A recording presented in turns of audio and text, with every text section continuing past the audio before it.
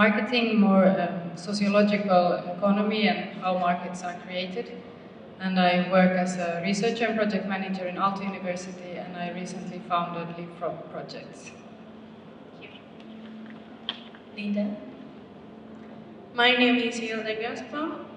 I'm a graduate with Bachelor of Science in Biology, but I'm from Empower. Empower with Plan International, they have this project called the Girls Takeover, as we're commemorating the Girl Child Day. So I've given the girls are given chance to go to different organizations, big organizations, and take over the senior position. So I got the chance to go to Empower and given the chance to take over the position of managing director, who is Madam Miranda Naiman. So I'm here as a managing director of Empower. Wonderful, and I can go home. You're doing a wonderful job for encouraging them. Thanks, Hilda. Good afternoon, everyone. My name is Miranda. I was the managing director of a company called Empower. We are in human capital consulting. We're kind of organically morphing into a lifestyle brand, but we exist in the space between, I guess, industry, private sector, and academia. And we'll talk, I think, a bit more about some of the things we do. Thank you, Amelye. My name is Amelye Nyembe. I work for Total Tanzania Limited. It's an energy company. It's a responsible energy company. We produce products that are quality, and they clean all the engines or machines that you use every time you use it. So, karibu. Tweve. Thank you. I'm Julius Tweve, Mwalimu. I have background in education, but master's and PhD I did in information management. I'm pleased to sit with these beautiful girls in front of you. So I'm very happy to be here. I'm very excited that on our panel we have a representation of various sectors to discuss this important issue. We have academia, we have research, which is also academia, we have the private sector industry, we have human resource experts, so I think we can have a very concrete and impactful conversation.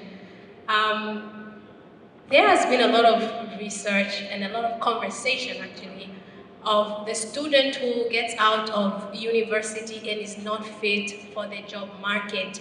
I mean, if you have had a chance, I know directly with you must sit on panels every other day interviewing, or you have been sitting yourself, Miranda, and you have actually seen graduates come in not being able to express themselves very well and almost lose the opportunity to work in brilliant organizations because of some lack of skills, important skills. You also have graduates who come out and they don't have the confidence or what it takes to be even self-employed. You don't always have to be employed. So there is a gap over there. A lot of fingers have been pointing towards the academia. It's the teachers, it's the lecturers, they're not doing their job. But as we have seen increasingly that it is not the sole role of the academicians to prepare the graduate for the real world. Academicians cannot do it alone. It's an ecosystem that has to work at par. Yeah. So it's the industry, it's the government in one area, it's the universities in one hand to prepare. The end goal is to have these students come out into the real world and they are fit for the market.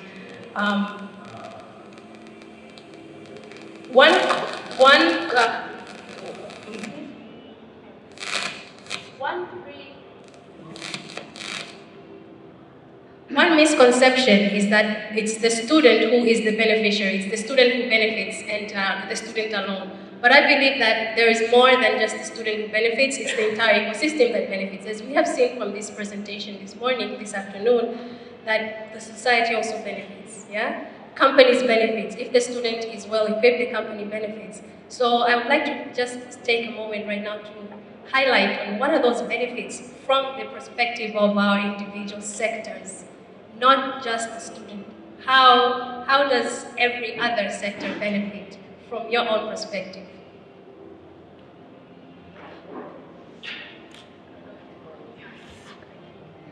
Okay, thank you, Mboni. Great question.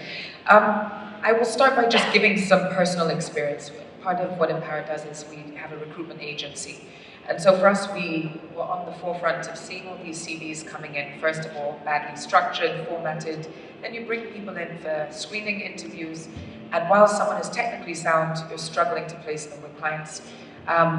We work with companies like Total, who will give us very strict requirements of what we should be recruiting for and what kind of qualifications are needed. But you find someone's qualified, but if you send them for a job, they're not going to get that position. We started by doing coaching programs, so one-on-one. So when somebody comes in for screening, they are coached on a one-on-one basis. Then we realized that obviously there aren't enough jobs in the market, so we need to think about how young people can adapt. We started up an academy called Empower Academy, where we looked at entrepreneurial skills, thinking about how people could collaborate and do things together rather than thinking about themselves. You're absolutely right in saying that there's a huge benefit to starting young as well. We have a Kidpreneurs program. I've famously been quoted in saying that I wouldn't send my son to university. As much as I know there's some good work going on in universities, I personally will not be investing in sending my son to university, as I don't believe it's a necessity for the world that he will be living in. He's 11, and in 10 years' time, university will not be as relevant. It needs to shift. So I think the benefit is to the individual. If somebody has the right skill set, the soft skills to go with the technical, not only will they be able to get a job or start a business or lead an initiative, but they will be able to hire others, support their family financially. So there's an economic empowerment piece, but it benefits all of society. So I think it's a win-win, but it also comes from the individual. Are you open to getting feedback? Are you open to learning, pushing yourself, having a growth mindset? So I think it comes full circle. I would like to hear from the HR of Total. Thank you. Miranda said it very well, so I'll look at it into a different angle. From the industry perspective, I believe you mentioned that there's also a say that this is the problem with the universities. This is what the industry is saying mostly. When you look at the two sectors, the education sector as well as the industry sector, these are huge sectors altogether, but they're different. They have different cultures. First, we have to acknowledge and appreciate the differences for us to be able to understand where the gap is coming from in order to find solutions. I believe we're here to find solutions. And now, when you look at the, just a few, I'll mention the few differences that are coming from these two sectors. I'll give an example, and maybe you can look at it at your own time. Look at the sea and the land. Think about the life that is going on in the sea, and then look at the life that is going on here. We're two different sectors or sections, right? So education and industry are also different in such a manner, but we have a common goal. For the sea and the land, all the animals, they share a common understanding, which is oxygen. We all need oxygen. And so for the education or the universities and the industry, our common oxygen here in this case will be the government.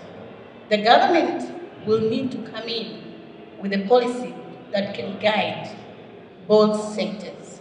That will help because we come from different backgrounds. Why am I saying that? I'll give you an example. As business or industry, they're looking or thriving to make money, profit, while the universities, recognition. So when you look at also at the university, they look at the long-term goals. When they look at the research, for example, while in the industry, we need quick solutions, and we don't need long-term goals. Yes, we do have long-term goals, but in piecemeal. Also, at the same time, when you look at the industry, we look at the cost. We're cost conscious. While at the university, you would spend just to make sure that you've got the results that you're looking for, and hence you can benefit from it as well as bring prestige to the university.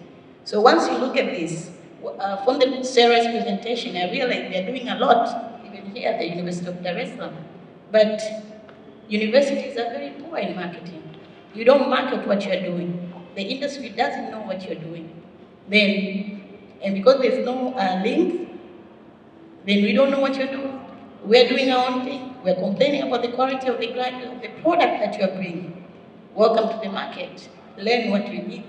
Go there and produce the product that we need. I'd just like to build on what was just shared with our last panelist on quick solution. Yes, we have quite different priorities when it comes to the academic and the private sector. You have a different pace. You want your things fast and you want them now. When it comes to training the student, we take longer to train them. We stay with them, we incubate them. But on the side of the private sector, on the jobs, you want the students or you want the graduates, you want the product now. How much are you willing to participate in preparing the individual as well through training? Because we do have students who complain that they're finding it difficult to get jobs, not just jobs, even training opportunities, because it's as if it's a catch-22, the egg or the chicken, which one comes first? You want the product now, but are you willing to help in the process of incubation? Maybe one thing that I think could be important to distinguish is probably the need to sort of educate in mass, and then the need for R&D and innovation collaboration. And I think the work that we've been doing is specifically on R&D and innovation, and that's where it could be like really working with companies on specific cases, and that's where also our companies, the R&D process takes more time and it needs additional resources, and that could create a more like a real connection between the university and... I made a point to say that. I met Miranda a long time ago, and I admired Miranda, and I said, why is she able to do that? Why can't I do that? Today I'm sitting next to Miranda. We are panelists. Can you tell the difference? No. So it's a change of mind. If you decide to have a strong will, then you can make it. If you become fixed, then you remain. And these are the people who are the past. If you want to make an understanding of the future, you need to look at today. And this is the reason why we have all these discussions. So, mindset, culture, make sure you train upskill for those who are already trained. And for the younger ones who are coming, if you're a lecturer, a teacher, coming from anywhere, make sure you yourself have the growth mindset. Only then you'll be able to impact the same. And for the people who are still studying right now, if you haven't done this exercise of SWOT analysis about yourself, then you might want to do it now. Understand yourself. Only then you'll be able to go and explore other opportunities and ideas and become creative. And when you do that, find a mentor or coach or someone that, a role model that will help you. That will be a safe net. If you think you're stuck, you go back and say, hey, I don't know if I can do this. They'll push you to do it. We need people who can bring in ideas and not people who ask or bring problems. So industries are looking for problem solvers, people who can adapt. These are the people who are looked at. People are coming from University of Dar es Salaam, Tumaini University, all the universities you can name. We have all these people. Some are great because they have great or strong mindset or strong will. And some are very poor. You ask them for the research or thesis they did, they don't even remember the title. What do you have to say? They all come from the same university. So for me, it's about mindset change. Thank you. Thank you, Amelye. Really motivational words there. Thank you so much. I wanted to add just one example of a group of students or a group of young people that stand out. We noticed a trend that the most placeable young people, the ones that we could easily present to corporates that would be hired, were from ISEC. That was a simple observation. Why? In the private sector, as you rightly stated, things need to be done quickly. You're expected to keep up with your studies, but also lead other people, fundraise, organize events like this. And people who have been part of ISEC or other student-led organizations are far more placeable. So there are ways that you can build those skills that really make you ready for the workplace or ready to set up your own business or whatever it may be that you're passionate about. So just think about what's around you and how you might be able to support it. As Empower, we are a strategic partner now for ISEC because we see the talent that these young people have. They already have those seeds. They've put themselves in positions of leadership. We mentor and coach the leadership team. We support them financially, and we're their strategic planning partner. So what can you do to also upskill, young people around you, or organize groups that already have that drive and hunger to make a difference and be ready for the future? Absolutely, absolutely. Attitude change. Attitude change seems to be the thorn in the in the bushes that is we are required to change our attitude. I would like to deviate slightly and to talk about skills. Yeah? Skills, when we talk about skills, we have hard skills and soft skills. Now, hard skills, they're very obvious, and they seem to be the easiest ones to tackle.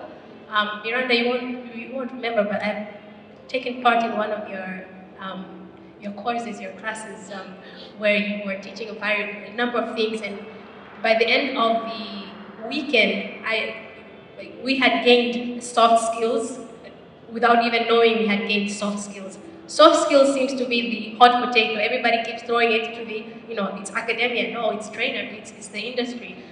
Whose role is it to train on soft skills, and how do you do that? And if it were up to the academicians to train soft skills, how do we fit that in the curriculum effectively?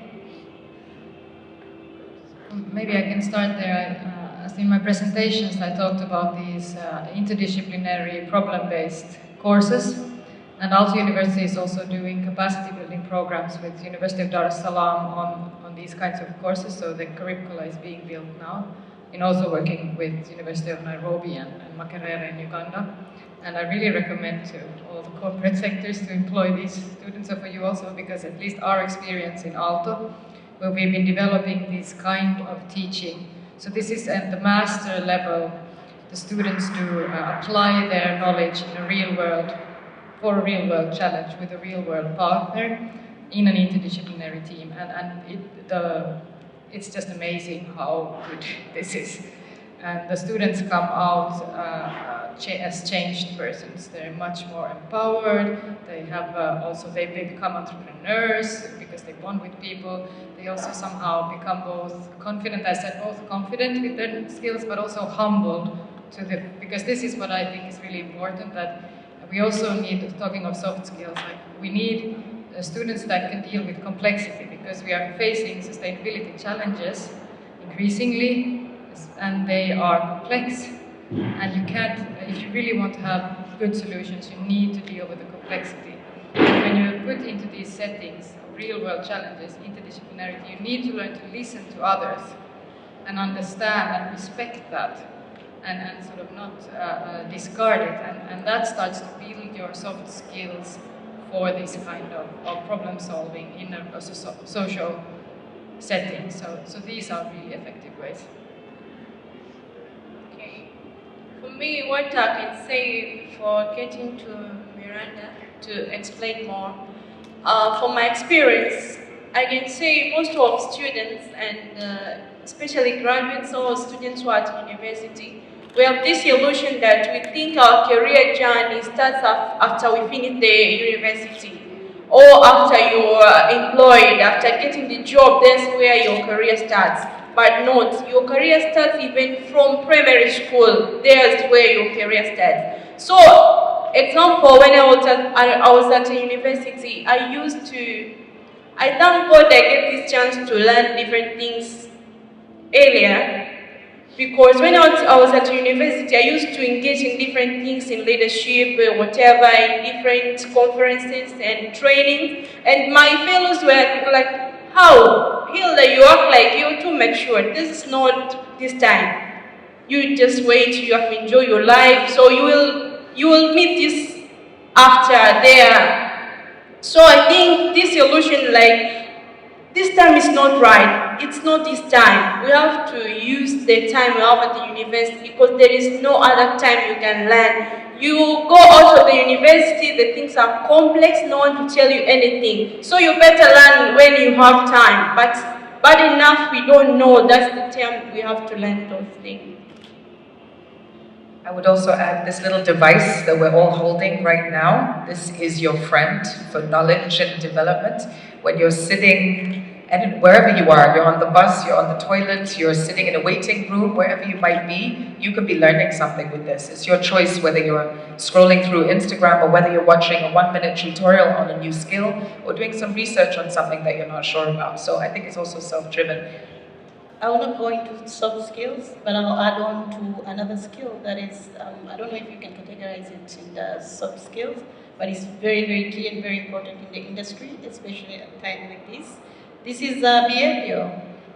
Back in the days, you would look at key performance indicators. Are you aware of that? I'm sure some of you have come across. Now we don't look at that anymore because we know that you have the technical know-how. We know that you learned a lot, you've heard a lot about soft skills. We're looking at behavior. Behavior is an issue. So this is different. Now we're looking at key behavior indicators. So be informed.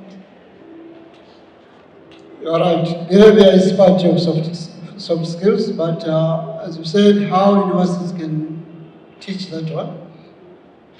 If you change from being a lecturer to a coach, you can apply some parental aspects. Let's say communication, confidence, dressing. If lecturers are closer to students, they can play a role of parents. The bad thing nowadays, take a case of Tanzania, parents were very far to our children. So now, primary school, secondary school, they have changed the role of parents. I might have time to talk to my children only Sunday, very brief. How can the parent teach soft skills? So the issue is now teachers to be flexible enough, taking a role of guiding, coaching, and making students like your friends. Like if you see, for our time when we were at universities, you see a professor, you run away from that side. But currently, a student can say, "Hi, sir, how are you?" while you're working. But some, if you are not able to change attitudes, perceptions, as we are guiding people to the society, then it will be difficult. The main thing is empower lecturers, training, expose them to the real world. There is a gap between a lecturer and the students. There is a crocodile in the experience of the university education systems. We must change that one. I'm sure we can help our students. Thank you.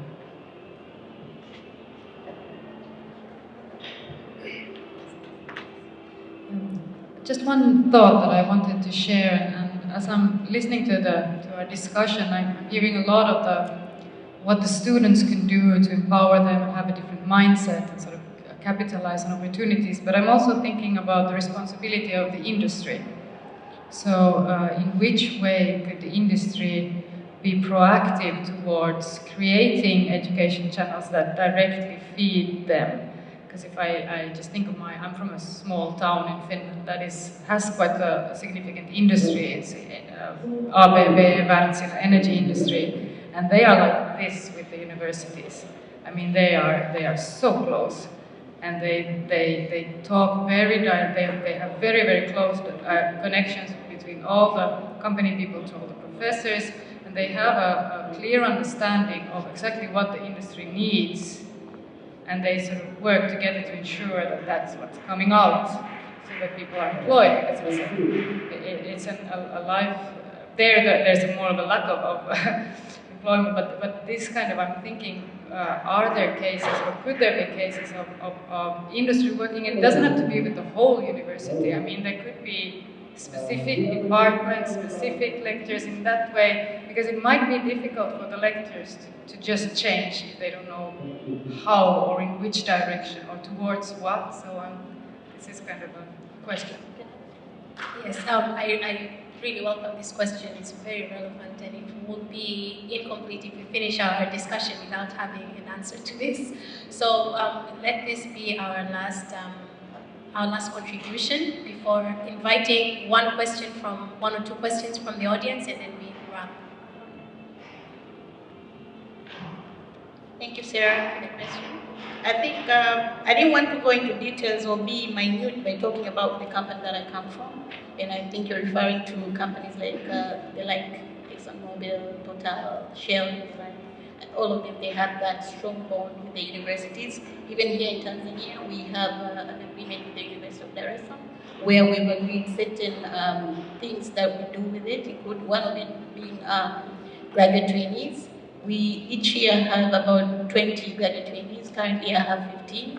5 of them are already incorporated within the organization. And graduate trainees are free to move to work anywhere after the training. Usually the training is 18 months, 6 months within Total Tanzania. And in the next second phase, we call it 1 year, anywhere in any other affiliates in Africa, Europe, where our head office is. And I know most of the international organizations here in Tanzania, they are doing that. They have graduate training programs, internship programs, all this. I would not want to talk about international organizations in Tanzania because there are very few. I don't want to go into details of that because then you need data, but I'll just say that we need to corroborate the universities. Like I said, you're not very good in marketing. You need to go to the industry. When I talk of industry, I'm talking about the 70% of the economy in Tanzania is run by SMEs, small, medium enterprises. They're there. Most of the owners, they never went to university. You speak this different language. When you ask them to at least do something for the university so that they can benefit or reap from it, it's kind of not the language they would like to speak because they're cost conscious. Now you need to be able to engage or learn skills to engage to the industry so that they can understand. Because here we're talking about majority. If we were to capture each and every one across Tanzania, then we need to engage with the SMEs, who are many in Tanzania. And I can tell you for a fact, they probably don't trust what is coming from universities because they believe in theory. And you from the university also don't trust the industry at some point because you think there's nothing much you can learn. So unless you understand the issues, then you will be able to solve the problem. But other than that, I also want to challenge most of the lecturers and the university students who are here. We do come to your universities to do, when ISEX invites us, you had career fairs, you hardly see any lecturers, and one or two. They are there for a few minutes, they're gone. They don't even know what we're talking about. Students don't show up. We as companies are also getting discouraged because we come there on Saturdays, sometimes on Sundays, just so you can hear what we have to present. So unless the attitude is changed, then we will start seeing the brighter future. And also I want to congratulate the government of Tanzania, especially from the Prime Minister's office, where they have a very good policy for internship as well as apprenticeship, which is actually in collaboration with ILO. It's there, it just needs to be implemented. Yes, I've seen the effort, but there's something missing. We need a clear policy that can guide or connect the universities and industries. From the industries, we are ready to receive the graduates because we need people to produce or to do productivity at the highest. Thank you.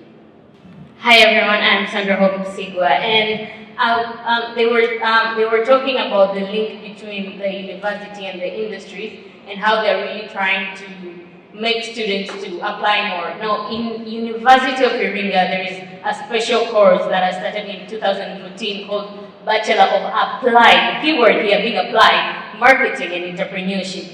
Now, students there are normally not called students, they're called teampreneurs, because to be assessed, you need to have a team. When you go there, you get team members, you just get different people from the class, and then you become team members. You become team members for 3 whole years of bachelor. And then as you study, you get graded by the businesses that you do, the things that you apply, and the things that you talk about in sessions. We don't call them classes now, because there is where everybody can talk. You don't sit like, the lecturer is busy talking and everyone is just busy listening. Everyone listens, everyone talks, in the cycle, we believe that everyone, a student is not just what they call something that you just put your knowledge in. You just, pardon? Oh, thank you. So you just, they also have things that they have to share from their project that, oh, I got, the book says this, but when you go to the project, that is not actually what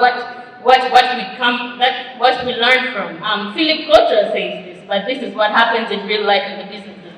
But then I think the universities are trying. And then there are also students, the students part of being willing to learn. I graduated from that course personally, and I also got a chance to be a junior coach there. So as a coach, as I was coaching some teampreneurs, one of the teampreneurs, since we really inspired them to be self-employed, and she was saying that, no, I can't do this anymore. I can't be in Team Academy anymore. And I was like, why can't you be in Team Academy anymore?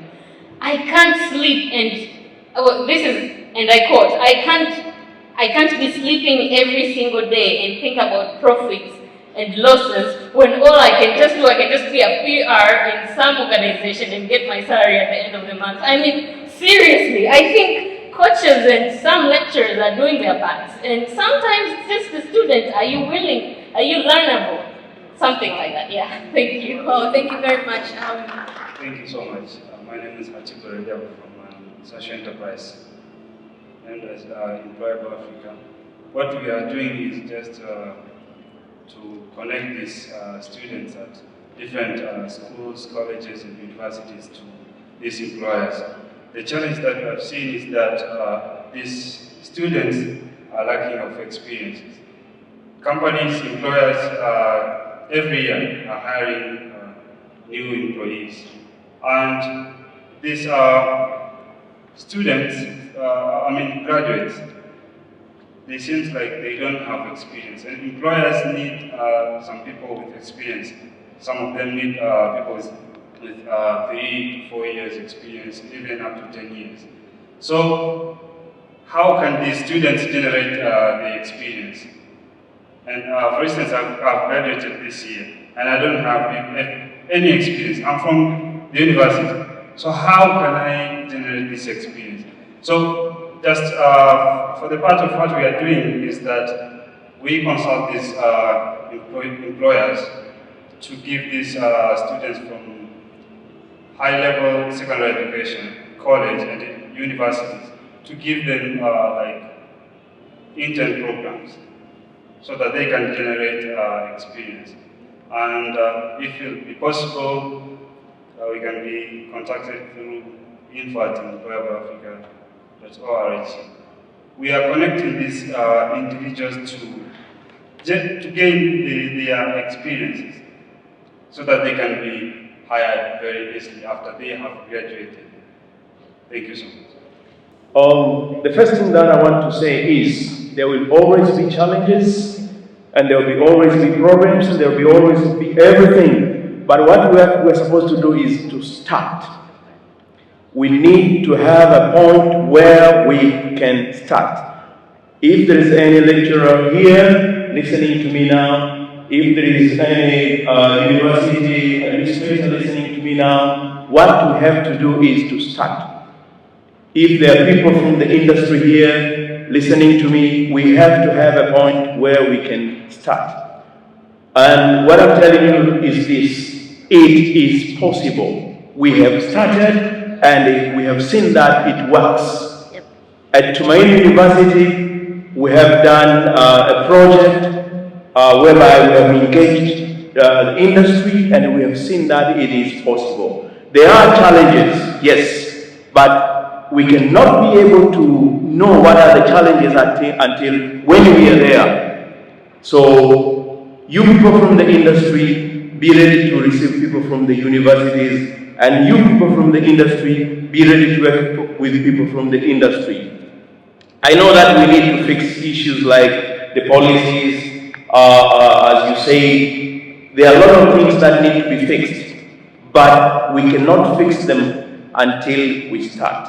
So I ask everybody, we are behind the schedule, the world is running very fast, we cannot keep on talking and talking and talking. we have to have a point where we start doing things that can really impact the community. We are tired of sitting in classes, reading theories, getting lectures about theories which cannot apply in the industry. Now we need to see things which really have an impact in the community. Thank you very much. We have to change our attitudes. We might change the way we think and the way we perceive education. Insights that come in from industry and research and the HR professionals, we should take them on board. We should take them and work on them. With that being said, I would like to conclude this panel with a very big thank you. Thank you very much.